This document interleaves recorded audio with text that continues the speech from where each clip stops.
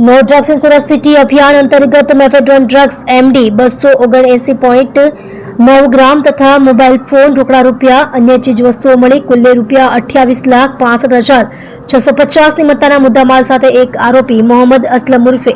મારિયો મહેબૂબ ખાન પઠાણને ઝડપી પાડતી zone 2 LCB તથા સલાબતપુરા પોલીસ ટીમ મહેરબાન પોલીસ કમિશનર શનુપમસિંહ ગેહલોત સાહેબ નાઓના no drugs in Surat city અભિયાનને સફળ બનાવવા સારો ખાસ પોલીસ કમિશનર શ્રી વાબાંગ ઝામીર સાહેબ તથા નાયબ police commissioner zone 2 Shri Bhagirath Gadhvi તથા નાયબ police commissioner C division Shri Chirag Patel નાઓએ માદક અને કેફી દ્રવ્યોની હેરાફેરી તથા વેચાણ કરનારા ઈસમોને પકડી પાડવા સારો જરૂરી સૂચના આપેલ હતી. જે આધારે સલાબતપુરા પોલીસ સ્ટેશનના police inspector Shri KD Jadeja નાઓના નેતૃત્વ હેઠળ police inspector Shri RJ Chauhan તથા police inspector Shri MH Jhala તથા પોલીસ માણસો હ્યુમન સોર્સિસના આધારે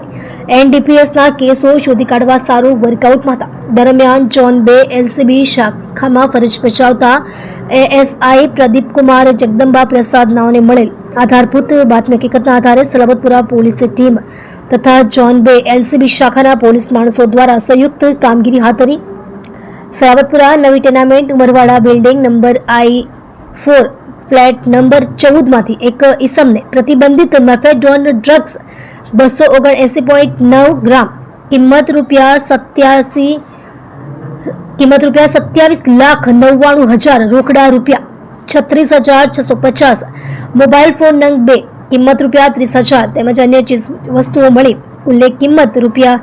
28,65,650 ની મત્તાના મુદ્દામાલ સાથે ઝડપી પાડી તેની વિરુદ્ધ NDPS એક્ટ મુજબની આગળની કાયદેસરની કાર્યવાહી હાથ ધરવામાં આવેલ છે તેમજ અન્ય એક ઇસમને વોન્ટેડ જાહેર કરવામાં આવેલ છે.